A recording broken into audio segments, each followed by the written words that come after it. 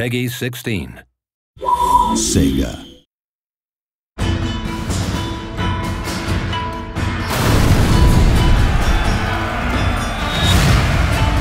Set during the 19th century, The Fall of the Samurai offers a largely different gaming experience to the original Total War Shogun 2. It's full of explosives, pyrotechnics, it's got lots of fun new units like torpedo ships and Gatling guns. Ships explode left and right, get armor-penetrating shells. We have this huge clash between the modern and the traditional. Effectively, this is a war for the soul of Japan in the modern world. Torpedoes in the water, sir! In The Fall of the Samurai, the campaign map has been extended both further north to Hokkaido and to new island provinces in the south.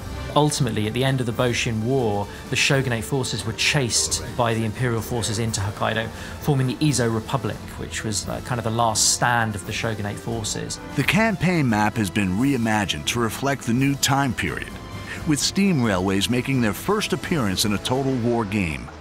Developing a rail network allows swift movement of troops and agents. You know, if you've got a Gatling gun factory, say, in one province at the end of the railway line, you know, within a turn you can get him right where he's needed at the front line.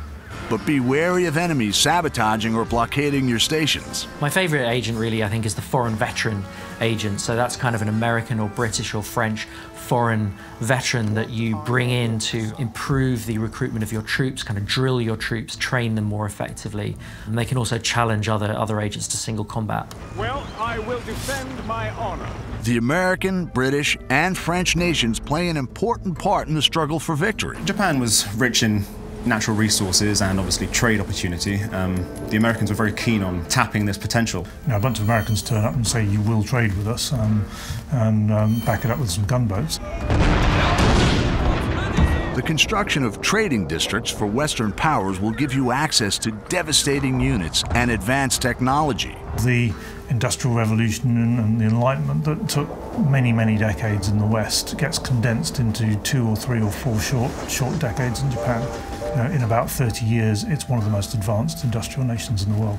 Instead of having to rely on expert swordsmen and people who you have very few of, you can train anybody to fire a Gatling gun. But the cost of modernization is great. You know, modernization means mechanized factories. It means the breakdown of traditional social values and social connections. Industrial development can breed discontent in the people and reduces the effectiveness of traditional weapons and units, such as samurai. A lot of people became more and more angry with what they saw as increasing foreign domination. If modernization, unhappiness becomes too much of a big issue, a region can suffer a samurai rebellion, which was something that actually happened in the 1870s, where a bunch of disgruntled samurai decided that all this westernization was no good and rose up against their masters. I thought it was quite nice.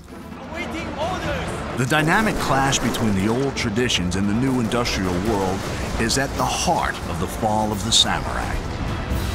Like all Total War games, there's no wrong path to victory. Make your own choices, build your legacy, triumph, and dominate Japan.